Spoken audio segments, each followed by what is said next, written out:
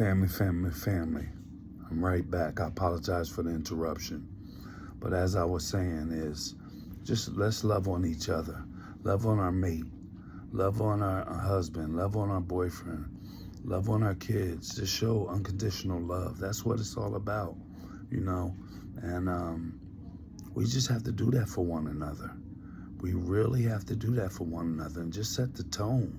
You know, when your kids see you and your husband or your boyfriend or whatever the situation be, hugging, that's okay. I'm not saying make out in front of them, definitely not. But it shows them affection. They understand the affection side of life, you know? There's a certain age you should show them that, you know what I mean? Don't get me wrong. Make sure they're age appropriate for that, you know? A hug, a small little kiss, whatever, you know?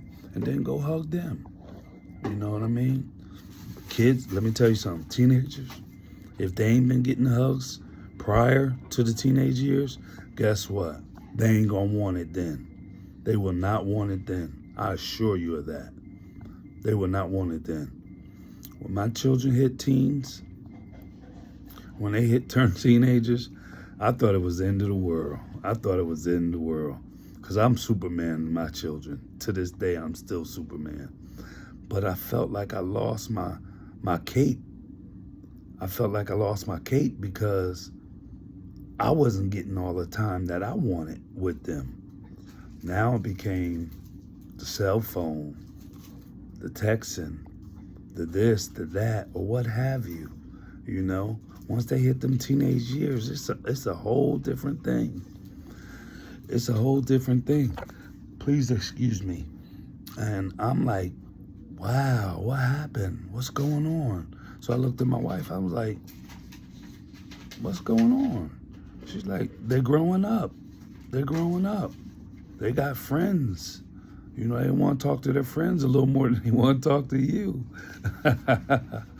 That was all right. That was okay. I'm not really complaining or tripping off of that. I was. Tell the truth, I was. I'm going to keep it real with you. I was. But as long as you know you got that bond with your kids, as long as you know you got that bond, you safe. You are safe.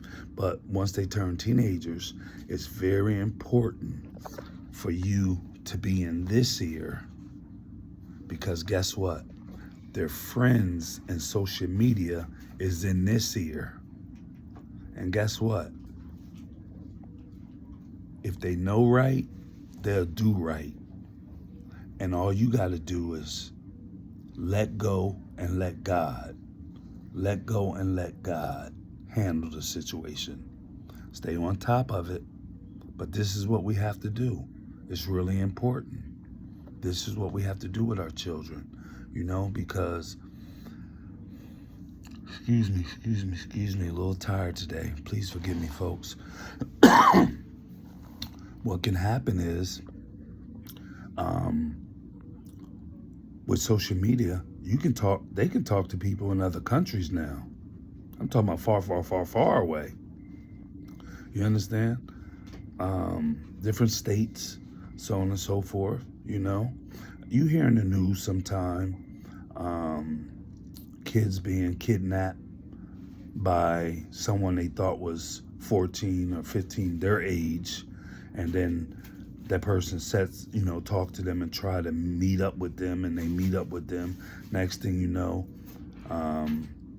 your little girl is gone, is missing, because that person been in her ear over here for so long, influencing her, how much he loves her, he cares about her, and wants to see her and this and that.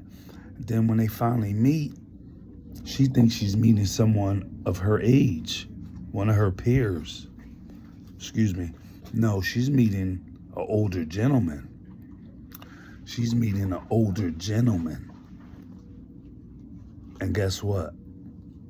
She's caught up now. She's caught up because he showed her so much love for several months through social media, or several weeks, or whatever it is. That's the time it took. And she Say she wasn't getting the love at home, far as, how do you say it? The I love you, or the kisses, or the admiration, or I'm proud of you. But this guy is giving her everything, feeding her everything. What you think she gonna do? She gonna test the waters. I call it jumping off the porch. They gonna jump off the porch and try that. They're gonna try that. And it ends up being, we get alerts on our phones, whatever state you in, you get alert on your phone that there's a kidnapping or a missing child, what have you. Those are the things we want to prevent. And guess what? We can prevent it, because at all means, protect your house. Protect your house at all times. That's all you got to do, is protect what's yours. I know a lot of parents that are so busy, and they're missing their children growing up. They're missing their children growing up. I'm in a lot of places sometimes, a lot of different places. And when I see these young girls out here, and I'm saying to myself, did your dad give you approval to wear that? I would never approach them. That's not for me to do. But I'm saying, did your dad and mom give you permission to wear that? Because if you dress like you grown, a man on the street is going to treat you like you grown. You're looking for attention that you really don't want. You're really looking for attention that you really don't want. You don't want that. You don't want that smoke. You really don't, you know? But then there's those children that are seeking that attention. They might get it from guys their age. But these guys are the ones that talk to them on the phone at night, that might go to the school or what have you. But when they talk to them at night, they pumping some stuff in their ear and they're buying it. Your child is buying it. This goes for your boys too at home. You know, your boys too at home. They got to be raised as gentlemen, period. We'll get on them soon. We'll get on them. But now your kids are trying to sneak out of the house at night, or when y'all ain't at work and they get out of school, they're having the boys come over. That ain't nothing but trouble. You know, unfortunately, these young boys have hormones and they're raging. The young girls have hormones and they're raging. So when your children are age appropriate, have that birds and bees with them. Tell them what one slip up can cause them when they're age appropriate. That's when you feel they're age appropriate. I can't give you an age. That you're the parent. You got to put that age on them. I was talking to my barber the other day, and she happened to be a female, and she was telling me, I said, how your daughter doing? She said, she's doing good. And we started talking about something, and cell phone came up. And her daughter's 13 now. She told me, oh, my daughter lost her phone at 8 years old. She lost her phone at 8 years old and still don't have it back. I said, she hasn't earned it back yet? She said, not to my level, she hasn't. That mom's a trooper. That mom's don't play. That's 5 years. You understand? 5 years. She lost it at 8 years old.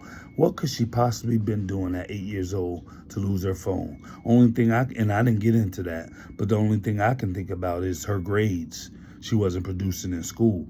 I'm hoping that was the case.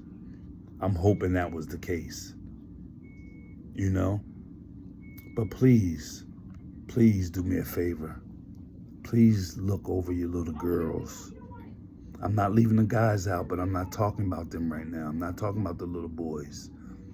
I'm talking about these daughters, because I see it every day. every day, no matter what the temperature is. I'm on my way to somewhere or whatever the case may be. I might see a group at a bus stop.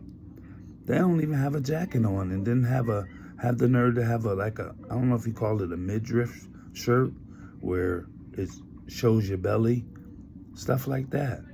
Why you ain't got a jacket on? And you gonna walk around the school like that? Speaking of school, here we go. I don't know if they getting lax on the dress code. I'm not sure. I coached high school football for many years. And with that being said, I seen how those children was dressing. The young ladies were dressing. Come on, you can't do that. Not at school, not even at home.